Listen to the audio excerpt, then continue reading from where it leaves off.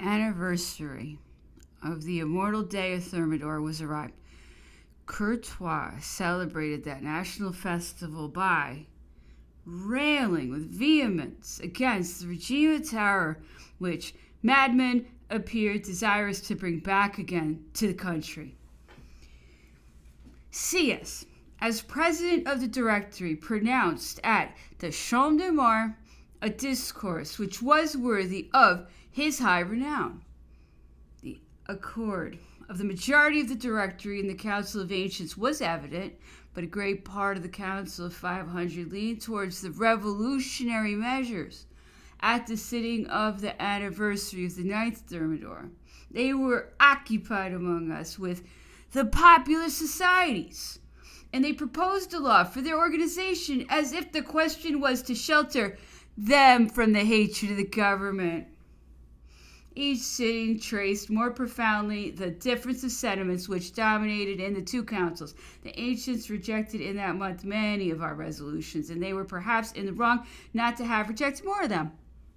In fact, our project of law upon the repression of the abuses of the periodical press, rejected as being too imperfect, having been sent back to us, we replied by voting the suppression of the papers, and that resolution was approved by the ancients, notwithstanding their desire to augment the authority of the Directory. The newspapers of the Royalists and Jacobins could also deliver themselves up without any bridle to their passions.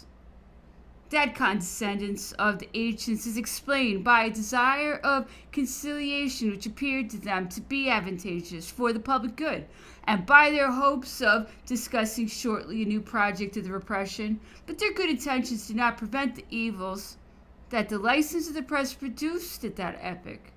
In several of the departments, at Bordeaux, at Lille, at the town of Orient, at Rouen, at Amiens, serious troubles followed the suppression of the censure of the newspapers and the openings of the clubs.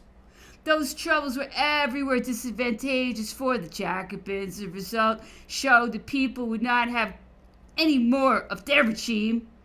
"We have not forgotten," said they on all sides, "their atrocious domination. If they were as good citizens as they pretend to be, would they still be the objects of anxiety for all the French? Do they think that they can only do good in denouncing and prescribing in a mass, in sowing everywhere suspicions and terror? People do not frighten those whom they love, but instead of reassuring that country which they pretend to love in their hearts, they chill it with fear.